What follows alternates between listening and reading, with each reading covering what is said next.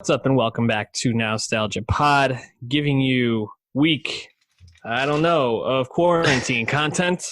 My name is Pat Sheehan, joined by my trusty co-host Dave Martin Swagger. Dave, what's going on, man? Those quick bites, man. That's what's going on. Quibi out now. Yeah, who's counting the days, man? I'm not. You're not counting the days. Quibi's counting the minutes, though. 10 minutes or less. Are you planning on purchasing Quibi, checking it out? Not at this time. I'm like all other times. I'm not lacking in things to watch and read and all that. So I don't need to pay for something new at this time, unless something really is like jumping out and everyone's saying you gotta watch it, and that's not the case right now. Just like it wasn't the case with Apple thus far. So that's where I'm at. What about you? I'm interested pretty much only in the Spielberg show. So if I hear that's really good, maybe I'll give it a free trial, watch some episodes. But you know, like you said, for the lack of content that we have coming out in terms of movies and even albums being dropped and pushed back, television is pretty packed for the next couple of weeks. So maybe early May, depending on how this quarantine is going. I'll dive into it, but for right now, I think I'm good. We're going to be talking about a couple of albums today, a movie, and then XXL Freshmen. So why don't we start, though, with the movie that we're talking about, which is Never Really, Sometimes Always. And Never Really, Sometimes Always is an indie film dropped by Eliza Hittman, and it kind of like popped up on my radar out of nowhere, I guess. I don't know how attuned to it you were, Dave, but it came out, got really great reviews right away. I think it's still sitting at 98% on Rotten Tomatoes, and went right to video on demand, which is something that a lot of movies are doing right now. So we were like, hey, let's mine those content like Snickers, like whatever we can get for right now. The drip, drip, drip.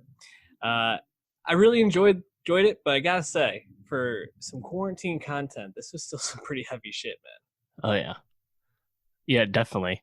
Now I was aware of this because it was a big critical hit out of Sundance, where it won a special jury award, and then it also won the Silver Bear at Berlin right after that, which is like their second prize basically.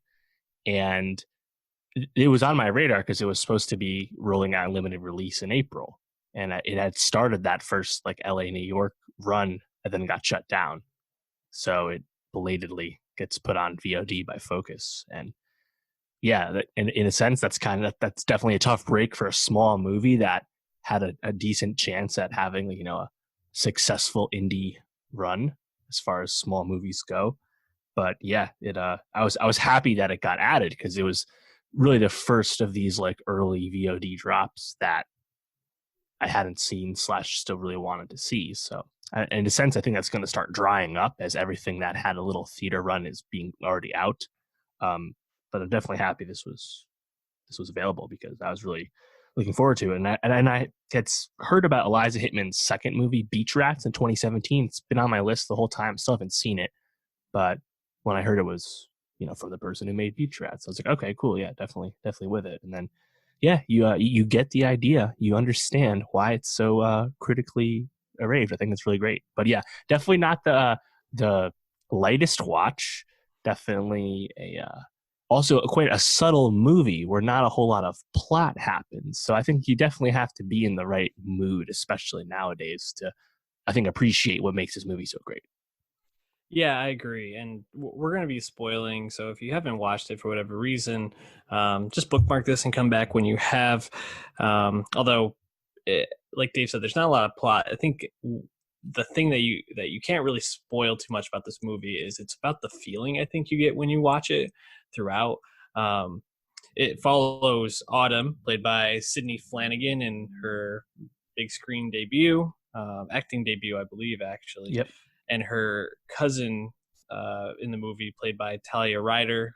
The cousin's name is Skylar, as they venture from a small town in Pennsylvania into New York City so that Autumn, who's 17, can try to get an abortion for a pregnancy that obviously she did not intend. And you know, sitting with the movie, when the credits rolled, I kind of, my first thought was like, that's it. Like there was no big speech, there was no big like voiceover or monologue, or even like a huge moment besides maybe one or two in the movie where you were like, oh wow. But then I kind of sat with it for like an hour or two afterwards. I was doing some other stuff, and what I really came to like feel was just that the struggle that the 17-year-old girl feels throughout the movie felt so frustrating but never despairing throughout the movie. And I think that's why I found this to be such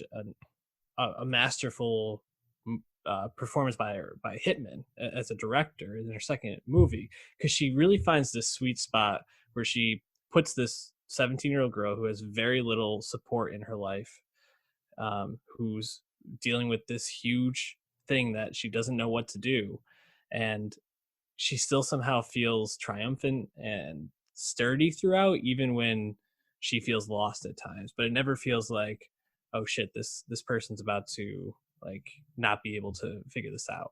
It always feels like there's this like inner strength coming from Flanagan playing Autumn. And just really, I thought it was a great performance all around from those three women, Ryder, Flanagan, and Hitman especially.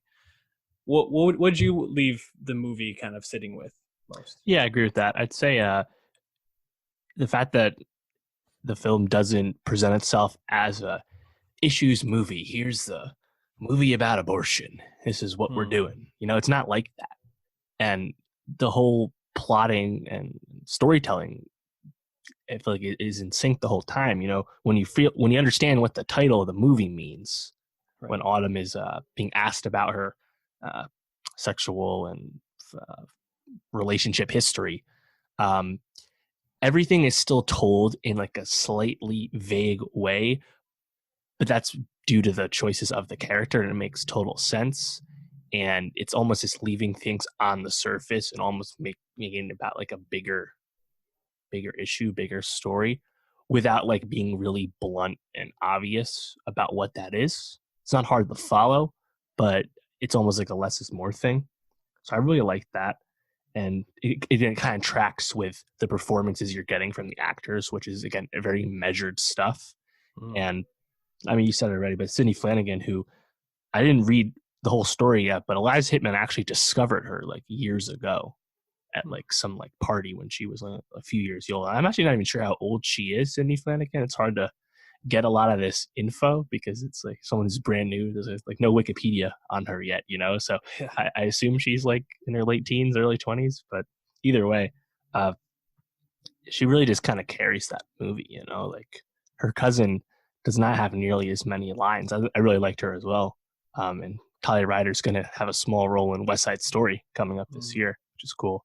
But yeah, Flanagan really just makes the whole thing work because it's like you said, I think sturdy is a great way to put it. And I think as people that have been in New York before, it also obviously intentionally portrays how daunting traveling in New York City can be for the uninitiated, whether learning how to buy and then swipe a Metro card or the gruff attitude you can face from locals, stuff like that.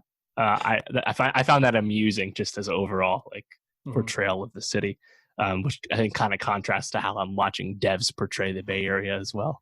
But anyway, yeah, the way that this movie tackles abortion and sexual violence and domestic violence and all that without aggrandizing itself with some like really obvious preachy speech, and not that having a speech about that stuff is inherently preachy on its own, but it doesn't even need to do that. It's almost like smarter and stronger than that. So yeah, I think it's really a impressive script, and I wonder like you know, the directing too is like really really subtle, and you wonder how they got some of those shots right in New York, because this movie definitely was not expensive. But yeah, it's a great movie.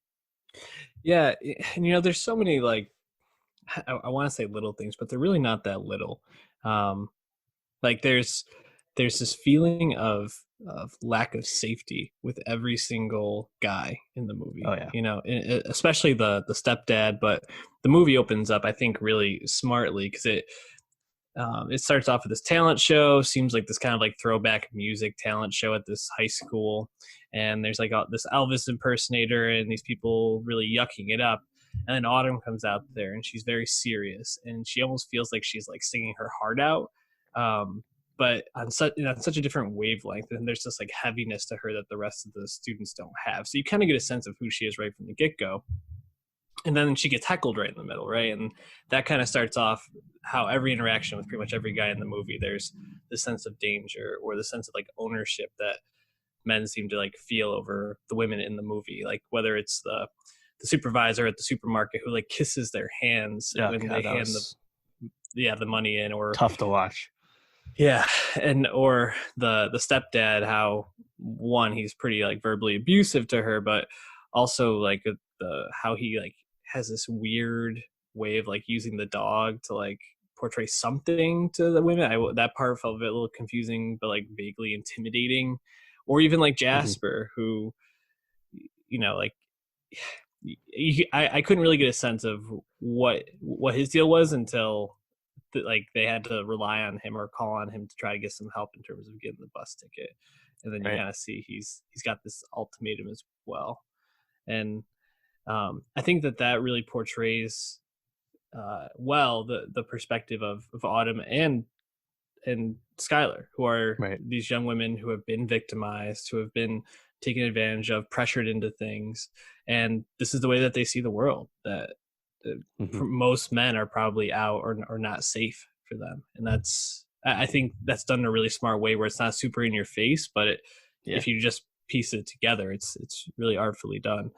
Um, I also thought the using the local abortion, and it's not abortion clinic, the local like young mothers clinic that she goes Right. to, and kind of how their methods and their perspective shaped the information that they told her to try to like dissuade her from doing certain things, making certain decisions. I thought that was really smartly done as well, and that kind of push and pull on her decision. I don't know. It was so real at times. It almost was how like hard to watch, but also I think really gripping throughout. So Yeah. And the story would be a lot different too if um you know Autumn lived a few hundred miles further south, not yeah, exactly in train distance of New York. right. It could be even a worse or a worse kind of story.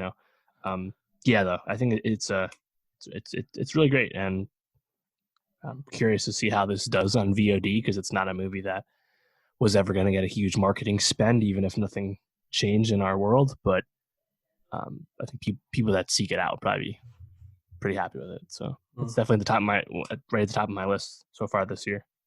Shout out to the mom played by Sharon Von Etten, Yeah. who we reviewed her album last year. So fan of the pod, come on the pod, Sharon Von Etten.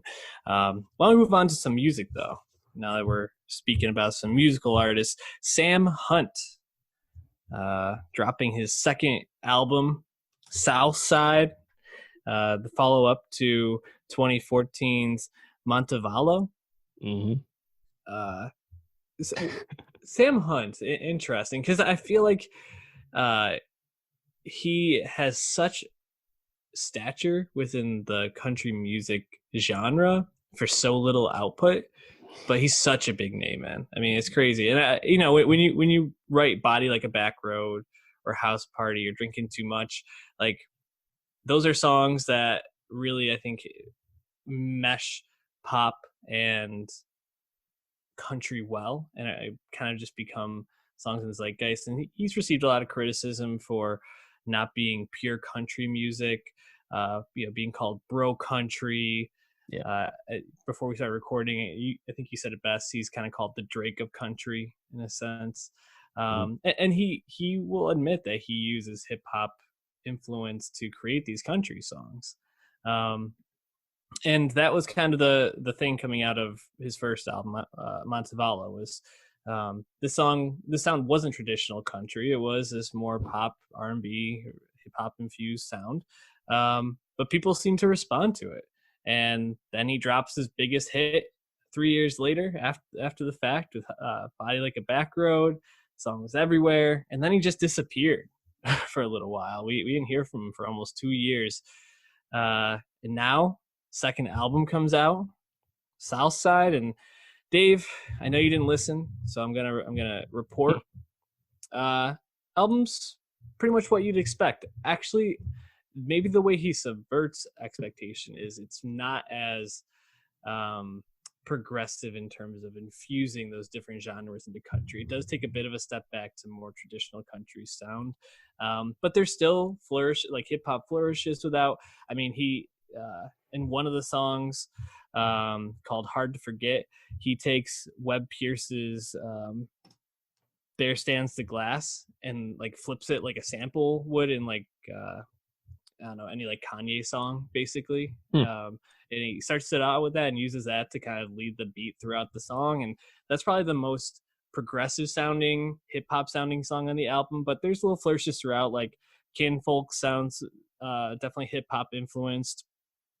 Drinking Too Much, as I'm sure you've heard, sounds just like a Drake track. By Like a Back Road is on this, which is absurd that those two singles from 2 years and 3 years ago made this. Should not be allowed. Hey, whatever. Overall, it's pretty good, very catchy. I think the parts I was least interested in were the country traditional tracks, but right. Overall, I mean, I get the appeal. He's very mainstream in terms of like infusing those two sounds, so I get it. Is it good? Sure. That's so funny to me about country music these days, is to have the mainstream success, you have to, as you said, dabble more in that bro country. Basically, from a production, from a sonic standpoint, you're just making pop music. It's the same kind of production. It just has country, quote unquote, lyrical subject matter.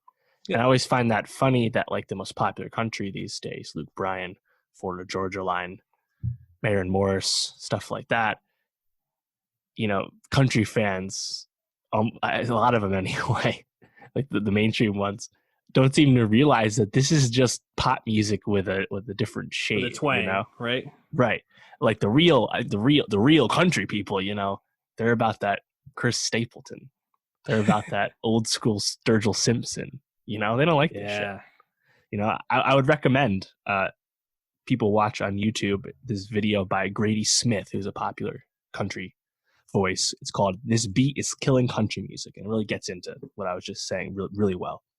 So yeah, the fact that Sam Smith wouldn't suddenly find true country roots doesn't surprise me at all. It's just the name of the game. Even people that have made really good country music have done this too, like a Jason Aldean. You know, it's just the way it goes. So that's interesting. The fact that this is his first album in like 5.5 years almost is just really strange to me, because as you said, he's been very popular and he's toured pretty regularly, and heck, he's been even in the tabloids a little bit, like via DWI recently, but like he's been popular, and why it take this long? It's almost, I don't know, maybe there's not a whole lot of artistry to him, or it's not as much as people think. I don't know. I'm just a casual observer of it all. Yeah, you know, I didn't really read too much about this. I think I did see something where the first track on the album, 2016, talks about like making amends, and if I could put the drink back in the bottle, I would. If I could put the smoke back in the blunt, I would. So maybe he's been trying to move past those substance abuse issues that have gotten him in the tabloids. But, you know, it seems like he also got married to actually the person that he wrote "Drinking Too Much" about, which is kind of funny, and also named the first album after her hometown. Cool. Yeah, so some life events have happened for him for sure, but yeah, I don't. It's hard to say like where he sits in like the realm of country music, because when you pop in and just drop bangers, but then disappear for a while, it's like, what's your status, right? Is it just like this like unique specter over the genre? I don't know. I also didn't realize he's 35. He's older than Drake. I thought he was like late 20s still. He looks Then you like think, Drake. that first album's quite old. He's actually been around longer than you think. Yeah. Well, yeah, he dropped when he's 29. He played college football too, which I don't remember who he played for, but seems like he's had an interesting life. Probably just living his life, doing his thing, making Yeah. money off I these mean, huge fucking hits, he's man. in the pop machine now. It's all good. So I think we'll probably be hearing more output. Maybe it's one of those things just needed to get over the hump for album number 2. Anyways, we'll probably add 1 or 2 tracks. I think I want to add Hard to Forget to the playlist, so check that out. Nowstalgia Best of 2020. Dave, we already added a track from this next artist to our Best of 2020 playlist. Thundercat. It is what it is, man. His 4th album. Yeah, great album title for these tough times.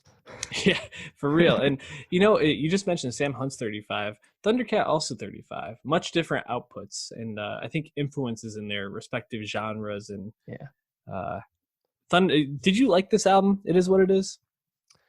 Yeah, I think so. I think you sound super into it. No. What I realized, I think, after listening to this, and I listened to Drunk too, his last album from two plus years ago, is that like Thundercat, I think, makes really good music solo, and obviously he's a really talented producer and multi-instrumentalist and all that. But I like his collaborations with other artists more than I like his solo music. And I feel like even Thundercat probably would acknowledge that. Like, he's more popular for his work with Kendrick and Kamasi Washington and Childish Gambino and Janelle Monáe, Mac Miller, Flying Lotus. It's a long list. He's very in demand, and he works with tons of talented, critically acclaimed people all the time. He's got that ear. But when he does make his own music, it's almost like, I don't know, is it lower stakes? I thought this was almost a lower stakes album. But if you dig deeper, it is kind of interesting. He's not drunk anymore. He's actually sober. And I guess Mac Miller's passing helped get him to decide that he just wasn't interested in drinking too much anymore, which is, obviously tough all around, but that's nice to hear, I suppose. But yeah, no, I think it's pretty breezy. He does have a good voice, and usually we think of his bass first, but he's a solid singer too. Yeah, I'm still going to think of him as bass first, because the thing that stands out by far, or stands out most to me, I guess, by far on this album is his bass is extraordinary. And we already knew that, so that we don't really need to stay on that too much. But man, I pretty much, like, once a song, I would just tune into the bass line. I'd be like, this guy is just like the best soul funk bassist out there right now. I guess jazz soul funk. And it's interesting because Kamasi and Flying Lotus, they're all friends, and I think they even grew up in jazz bands together out in LA. They're all on Brain Feeder, same album or same label, and they helped produce this album. And Kamasi is just so much more a traditional, like, jazz musician. Like, you listen to his albums and it's these long epic jazz like, I don't know, opuses that you're just like taking. That's the name of the last one, right? The Epic, was it? Yeah, something like that. And then you have Flying Lotus, who's just so unique, and some of the stuff that Flying Lotus makes is so obscure and like hard to really get into out there. And then you have Thundercat, who just seems like he took the best of both of them and has made it a lot more palatable for the average music fan. I think that's what I really respect, is he still, I think, stays true to his roots while also making music that most people would at least get something out of. Like, Black Walls is just a really good funk song just in general. And then you have Childish Gambino coming in and Steve Lacy offering some bars and singing over it, giving it a little bit of that soul, and it's just a really great song. Just like Ty Dolla $ign shows up later on the album on Fair Chance. I think that sounds really good. Lil B obviously jumping on that as well. Praise God.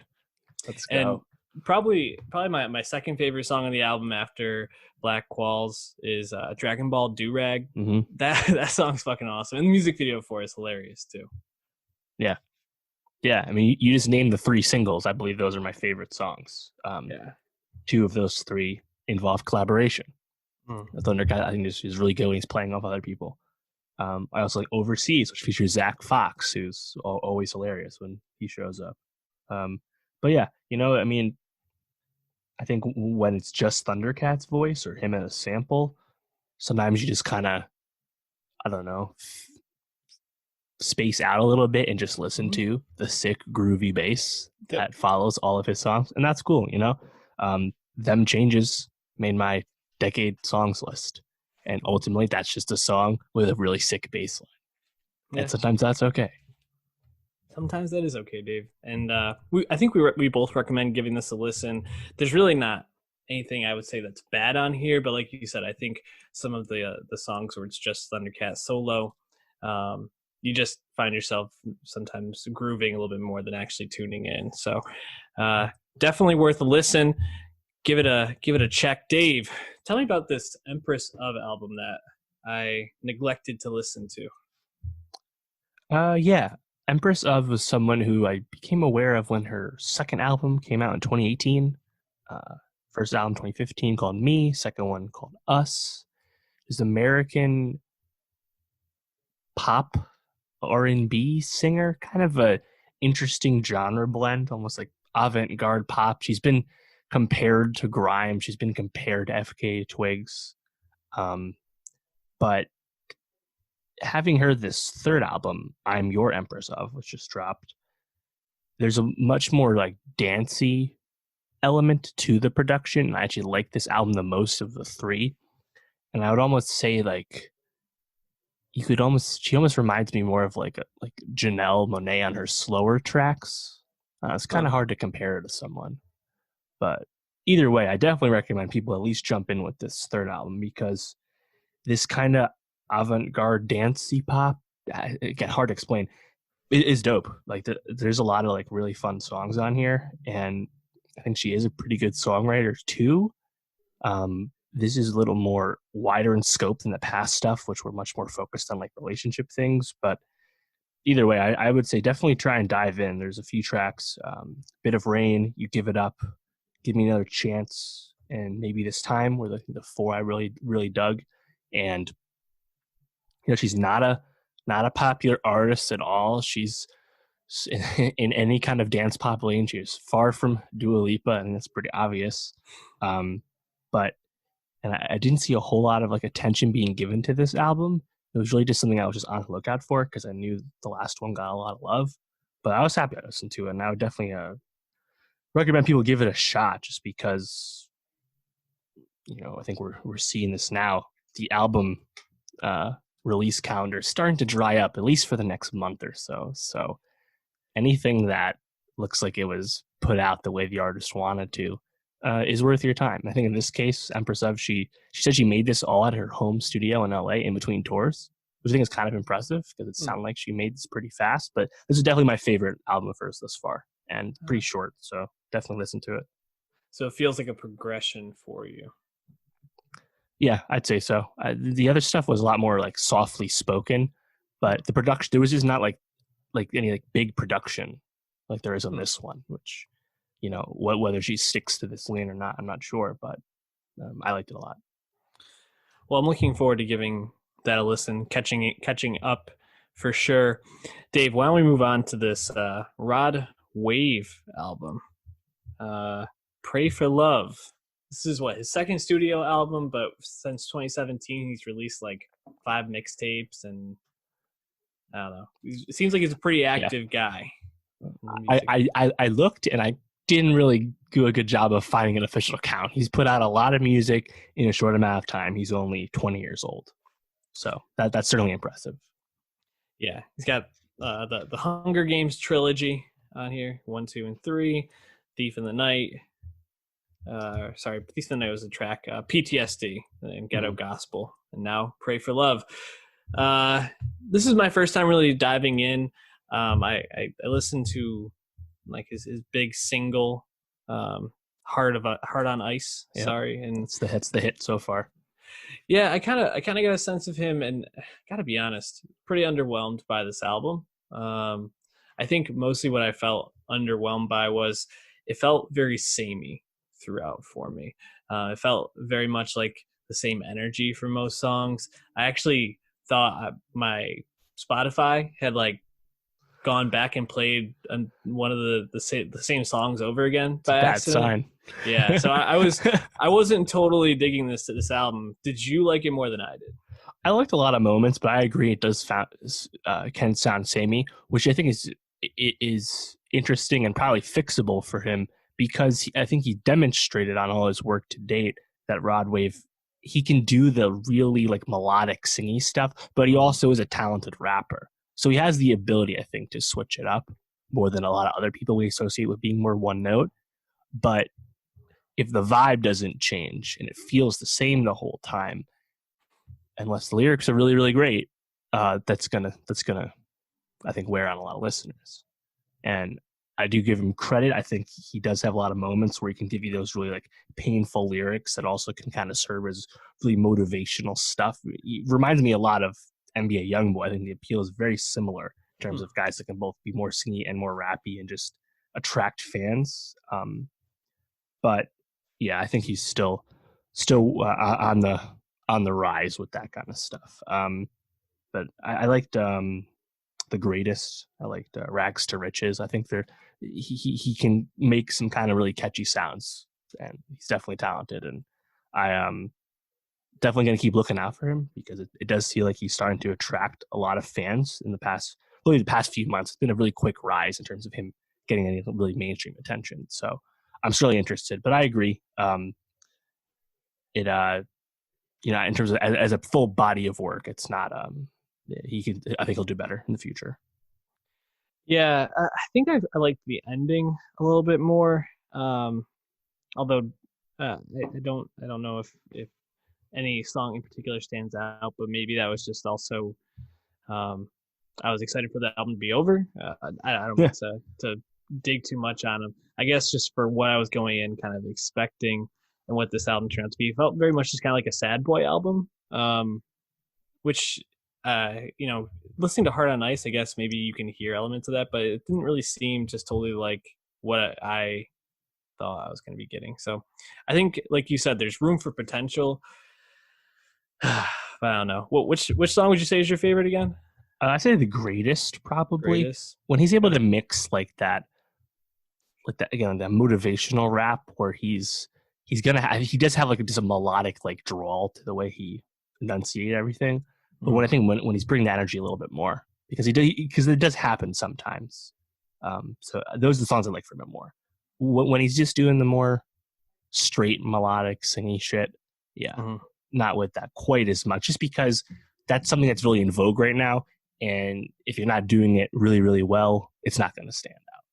And I think a lot of times it didn't stand out here. But I think if he still did it well sometimes. So again, like I said, I think there's definitely room for him to keep evolving. So I'm still in, I think, on Rod Wave and building on Hard on Ice in the future. Once again, The Greatest was added to our Nowstalgia Best of 2020 playlist. So go check that out. Give us a follow there and share it with all your friends. And Dave, the time has come. The XXL Freshmen 2020 edition predictions. Now, I don't think it needs to be said, but just to remind the people how credible of a source you are. You've gone 10 for 10, I believe, the last couple of years, or is it 9 for 10 one year? I went 9 for 9, I think 2 years ago. Okay. And I think I got like 8 of 10 last year, if I want to say. Pretty good. In a while. Yeah. To me, it's just really easy, to be honest. I always laugh when people throw out these like really ridiculous comparisons. Like, you just pay attention. You just watch that tape, like I do. Watch those numbers, son. You can you can predict this shit. But I always enjoy. It's kind of like rap fantasy sports to me. I always have fun trying to predict it. A lot of people are like, oh, I don't give a shit about XXL. What do they care? And I was like, yeah, sure. You don't have to care what they think at all. I just have fun thinking about the cover and I guess like the history of the proverbial freshman class year to year. So I've always enjoyed it. Now, how did you feel about last year's class overall? Last year's I liked quite a bit. I would say, I say this every year. There are times when the XXL freshman, comes out, they make the decisions late winter. We start hearing about it early spring. We have to cover May, June-ish, right? Inevitably, with that kind of regular calendar, there's going to be rap careers that go from missing the cut one year to far exceeding the qualifications the following year, right? I think of Cardi B, recent example of that. Last year, Juice World, Little Baby, two huge stars. One gone far too soon. They didn't make it, and I think if they were on the list, it would have been an amazing list. But in their place, we had people like YK Osiris and Comethazine, artists I didn't pick and I got wrong when I was doing the predictions because I didn't think they were worthy picks. But I think last year's cover, you have the coronation of the huge female-led rap wave that we have going on right now with Megan Thee Stallion, Tierra Whack, Rico Nasty, three, I think, really talented yet all different from each other voices, right?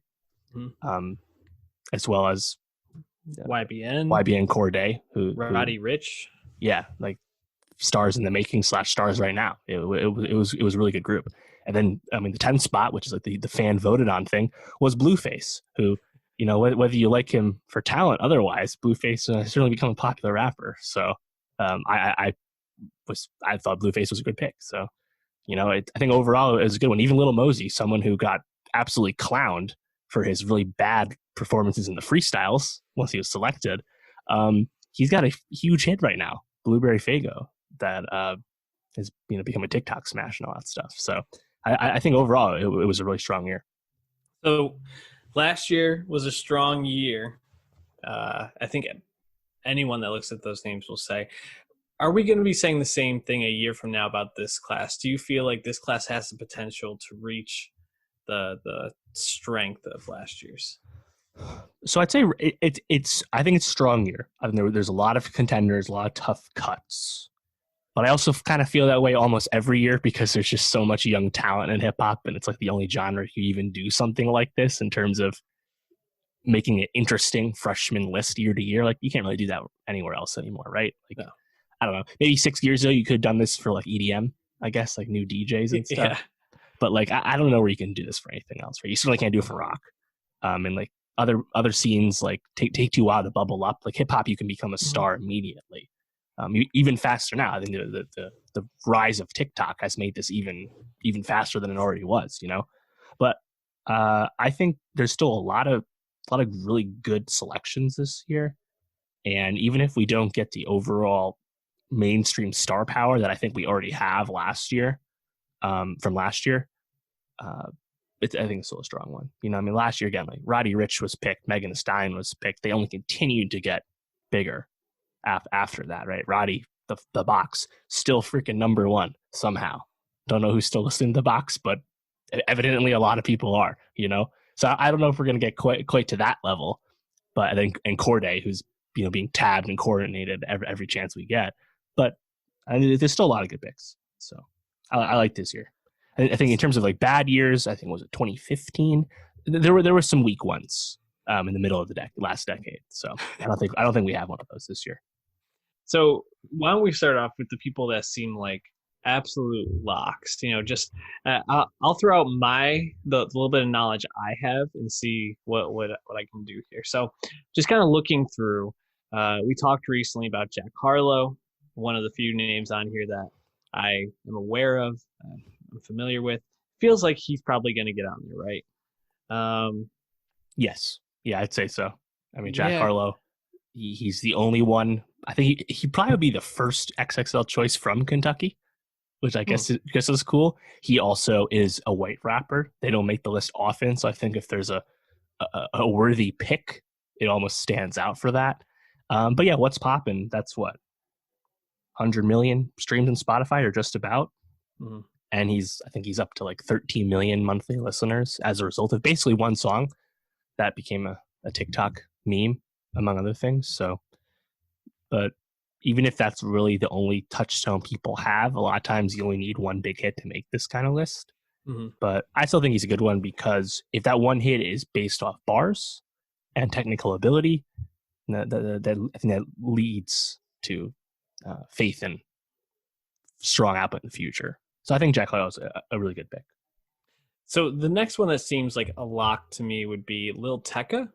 Have you seen these Spotify numbers, dude? Ransom, almost up to 600 million streams on Spotify. Not really sure how you could be on this list, have 600 million streams and not get picked. So he seems like a lock, right? Yeah. Oh, yeah. Well, that's the thing. It's like the little techno like wave was just starting when the cover was coming out last year. So it was one of those everyone's like, all right, next year it'll probably be time. And then Ransom gets all the way to number 4 in the country. All these monster numbers, as you said. Um, it sounds like he's still throwing his hat in the ring for this year. He's not going to bow out and become too big for it, which is cool because I think he's definitely is like the anchor of this cover with when you have that kind of status and success already. Um, and he's from New York, but he's very much representing that newer melodic wave that you get out of New York, of course, from people like A Boogie. So yeah, Lil Tecca is also only 17, like, and he's already had a monster hit like this. So, and his debut album, We Love You Tecca, had other successful songs like Shots. So I don't think he's a one hit wonder by any means. And yeah, I mean Ransom, man, Ransom was actually my second most streamed song on Spotify last year. Funny enough, it's just a catchy song that you just can run back all the time. So yeah, he's the face of the cover. I'd say he's the anchor this year. Interesting. Okay. I mean, makes sense when you're doing those numbers. You got to be up there. So, Lil TJ also doing some monster numbers here on Spotify. Just looking here, he has multiple songs with more than 100 million. I'm sorry, plays. Mm-hmm. FN, Pop Out, which he's featured on. Hold On. I mean, he does some numbers. He's probably up there too, right? Yeah, he was one of the picks. I made him as a pick last year, and obviously got that wrong. And he had a lot of songs I liked from last year, like Brothers and Resume. Yet now we have even more output. We have that full length project, Pop Out with Polo G. It was a massive hit. It's actually his biggest hit to date, even though it's a feature. And Lil TJ, I think he's literally from the Bronx, just like A Boogie, and he sounds a lot like A Boogie. You could call him B Boogie or C Boogie if you want. Also only 19. So yeah, Lil TJ, he was another one that people were thinking last year. It was just miss. I was trying to squeeze him on last year, didn't happen. But he's I think he's an obvious one for me. And then he's obviously connected with Polo G, with Pop Out. Pop Out's massive. That's like 320 million streams. That's really big. But Polo G actually really surprised me. I wish we reviewed his album last year, Die a Legend, because I was expecting more of the sound of Lil TJ, more of the sound of Pop Out. But the rest of that album is much more of that, I don't know, that like Meek Mill, like street survival stuff. And in Polo G's case, he's from Chicago, but he's from like the Southside where it's really hard. And he got a lot of raves for that album in terms of the lyricism. So he's actually, I think, kind of an underrated pick where people know Pop Out, which is just a fun banger. Yet there's actually a lot more lyrical dexterity under the hood. Almost kind of, I think he's just a lot like Meek Mill. So he's definitely one I would invest in long term because I think Die Legend is the strongest full length project any of the people we're gonna pick today has released so far. And yeah, I think that actually says a lot. And he's only 21 still. You're buying all the Polo G stock. I am. Sounds like. All right. So who else feels like a lock to you? Anybody? Yeah, I'd say there's one more lock, and that would be NLE Choppa, who, like Lil Tecca, is only 17 years old. Another one who was starting to make that buzz last year. People were already throwing his name out.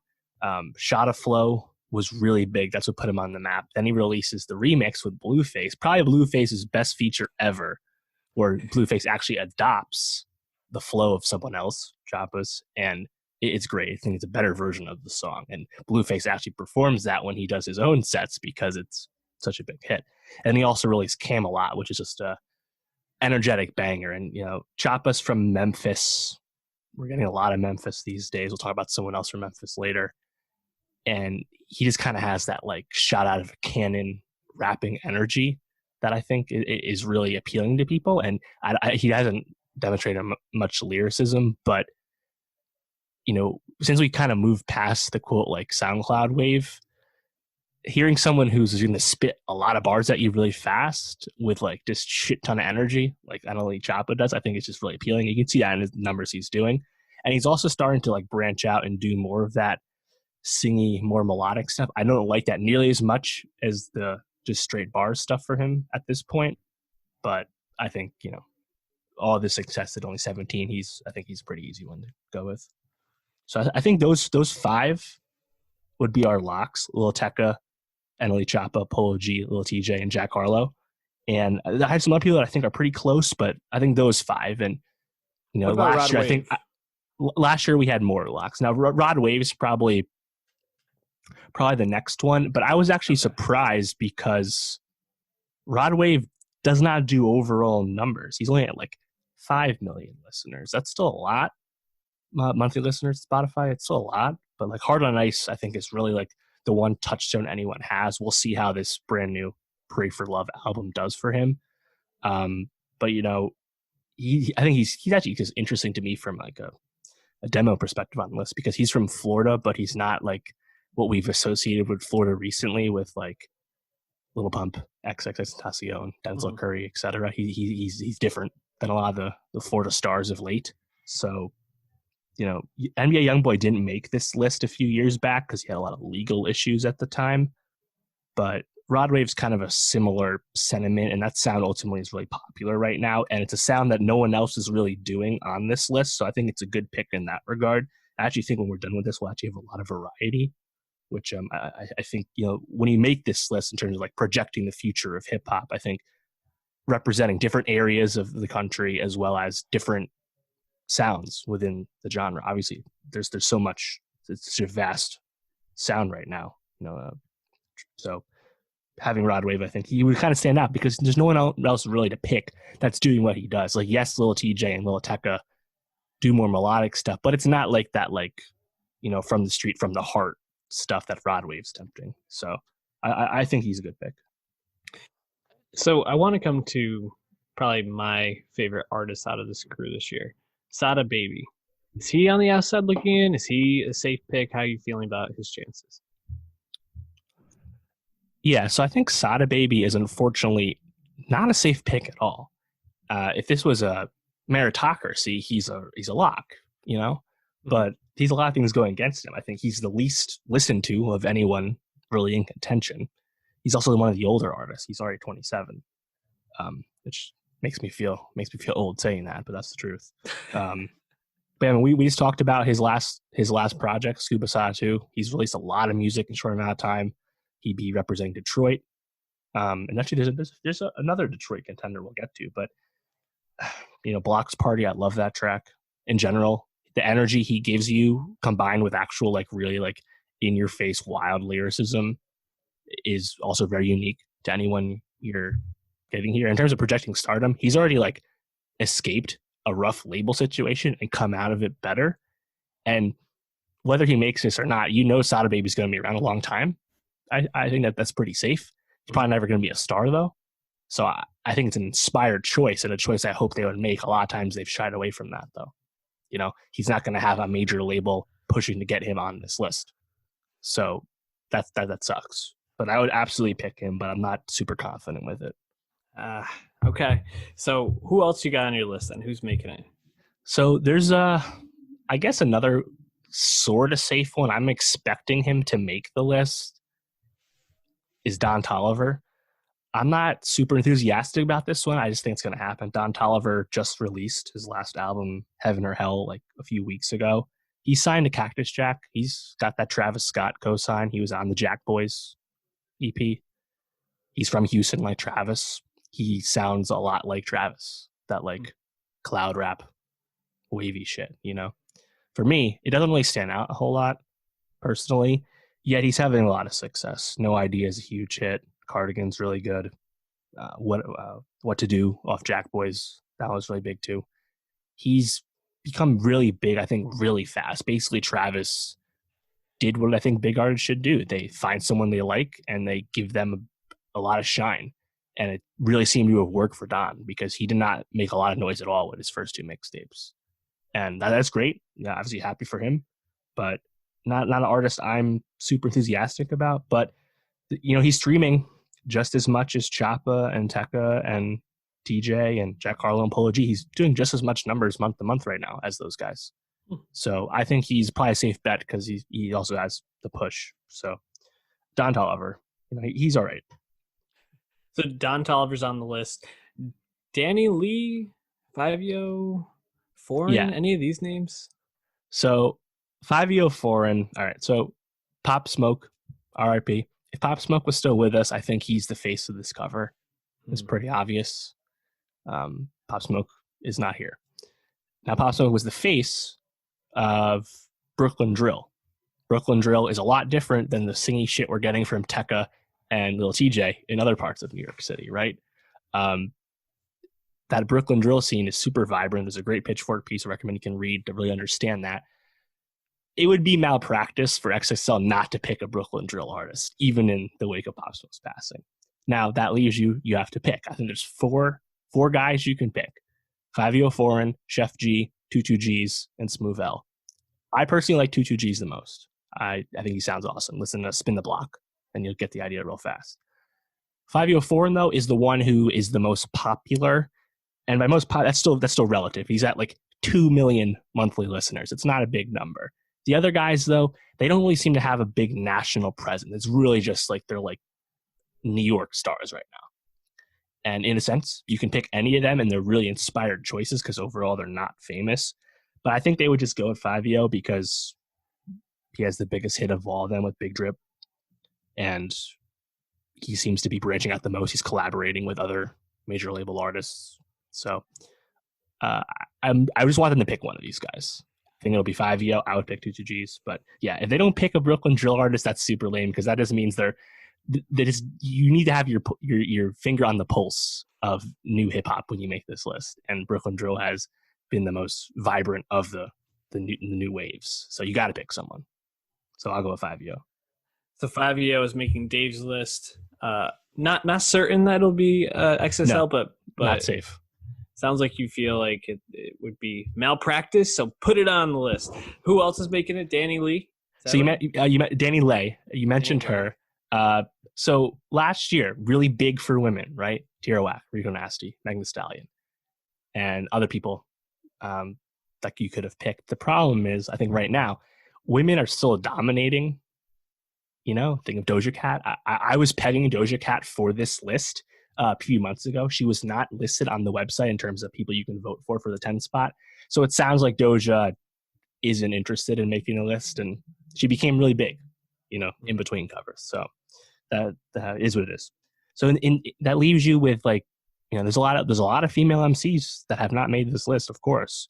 Yeah, I don't know if any of them have really bubbled up to the top, or at least even to the level we've mentioned with other guys who just said. There's people like Cuban Doll,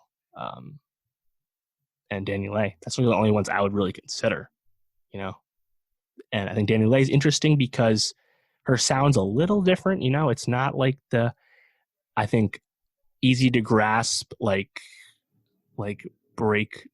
I'm gonna step on your face. Fuck you, dudes. Attitude you get from City Girls and Megan these days, and Cardi. She's a little different. I think she's a little little more vibey, and part of that's because she's a really good dancer. So a lot of her songs are based on the choreography she's doing in her videos and stuff. I really like Little Baby, and she just did the Levi High song with the baby, and she's trying with a challenge on TikTok, of course, in which case you're pulling pants up. That's the challenge. It's pretty erotic, honestly. But yeah, I think if you're picking a female MC, I would pick Danny Lay. Don't think she's safe at all, though. She's not super popular, but we might not get a woman on the list this year, and I think that would piss people off. Yeah, I think especially if there's no woman, but you have Jack Harlow. Jack Harlow as a white rapper inherently will get some hate, so that's tough. But I think this was actually fun about this list. There's a lot of good picks, yet there's only really 5 or 6 guys I'd feel pretty confident in making it. So that's kind of fun, and it'll be assumingly a little more interesting. So Danny Lay, I think, would make my list. She would be my 10th pick of everyone we've said so far. But there's a lot of other contenders I would throw out there. Duke Deuce was someone I was considering. He's out of Memphis. That Crunk Ain't Dead track is really great. That's an awesome banger. They already got a remix with Lil Jon and Juicy J. And Duke Deuce, we didn't review his album that just dropped, Memphis Massacre 2. It was a busy week for us. I want to talk about that one though. Like his energy and like trying to like bring back crunk, like that's unique. That's different. And he also demonstrated a lot of like introspection on a song like Bad News, which is on our playlist. So between that and the ability to make a banger like Crunk Ain't Dead, I think Duke Deuce is a strong pick. Overall, he's not a super popular artist right now, so tough to be too confident in him getting picked, but I would consider him. And then after that, the other wave I guess we have right now is like scam rap. And TJX6 or Guap Dad 4000 are the faces of that. I would go with TJX6. He's only 18 from Detroit. Dark Web, one of my favorite songs from last year. The ability to elevate talking about committing crimes in hip hop by talking about downloading VPNs and wire fraud is a very of the moment subject matter, and I think reflexive of our times. So I would consider one of the scammers as well. So all right. I think those are the top contenders. There's other people you know that you'll see people throw out there like Lil Keed, Callboy, 24K Golden. I don't think he's ready yet. I like him though. 10K Cash has a famous dance, but when that's about it. Yeah, I mean, DaBaby's boy, Stunna for Vegas. I think he's pretty bad, but he was on the voting list as well. And you can go on the vote for the 10 spot list on XXL, and it's like what 50 names. It's a lot of people. Yeah, a lot of people. So there's lots of people, but I think these 13 people we're really focused on are probably the main ones. So if a lot of people say no, I'm good, or the coronavirus impacts the ability to find a way to shoot this cover for the magazine, or they to put it off, who knows what happens. But I think these are the main people that you should focus on. Coronavirus, shit's getting real. Yeah, it's interesting. I'm wondering if the cover this year is going to just have to be patched together, unless they want to delay it, or if that will impact who they pick and why. That would feel a little cheap, if they were like, oh, because we can't travel right now, we're just going to pick local people, make it easier, or people are close by. But hopefully they stick with the talent, figure the cover out. I mean, how many times do they Photoshop shit anyway? So yeah. So it's like obviously a huge production, right? And like they have all the pitch videos up on YouTube, which obviously were in the can, ready to go. But they always want to bring people in to do the ciphers where they're all together. It's one big day. That's all it is. They do everything in one day. But yeah, if you have to wait, it's going to leak. It's parts of this list has leaked several times in the past, and I don't think they want that because it just takes the wind out of their sails. And I imagine the health of the magazine largely revolves around the big revenue boost they get from running this every year. So yeah, it's weird. It's a tough situation. I wonder what's going to happen.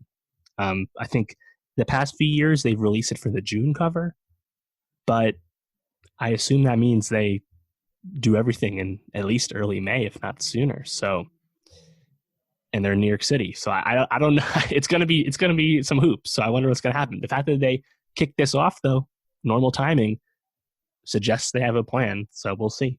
But I'm excited about a lot of people we talked about. So we'll see what happens. We will see indeed. If you're watching our breakout video on YouTube, drop your picks and let us know if Dave's picks and my three picks are right or wrong. Tell us. And Dave, tell the people what they should be listening, watching, and consuming for next week. Yeah, next week we have something very similar to the XXL Freshman list. Of course, the comeback album from The Strokes. Speaking of New York hip hop, we have a trio of Sunday night shows I'm very interested in all starting up. Obviously, the final season of Insecure on HBO, as well as Run with Donald Gleason, which has some Phoebe Waller-Bridge energy. Looking forward to that. Don't really know much about it, but Phoebe Waller-Bridge is enough for me to check in. Yeah, and of course, the return of Killing Eve for season 3 on BBC America, and then which needs more Phoebe Waller-Bridge. That's true. Yes, we'll probably talk about that next week. Tiger Tail, the Netflix film from Alan Yang, of course, famous from his collaboration with Aziz and Master of None. And then on Monday, we have the season, perhaps series, finale of Briar Patch on USA. So, a solid week thus far. Later in April, it might be a little sparse, but next week we're good. The well is drying up quickly, but we'll enjoy the gulp of water for next week. Yeah, interesting. If Briar Patch will have a season 2 or not, especially because it seems like Rosario Dawson might be getting very busy very quickly after Sounds this. like that's real. We're going to be talking about that. So stay tuned. Subscribe to Nowstalgia. Follow us on Twitter at NowstalgiaPod, SoundCloud.com/NowstalgiaPod, and YouTube.com/NowstalgiaPod. We'll see you next week.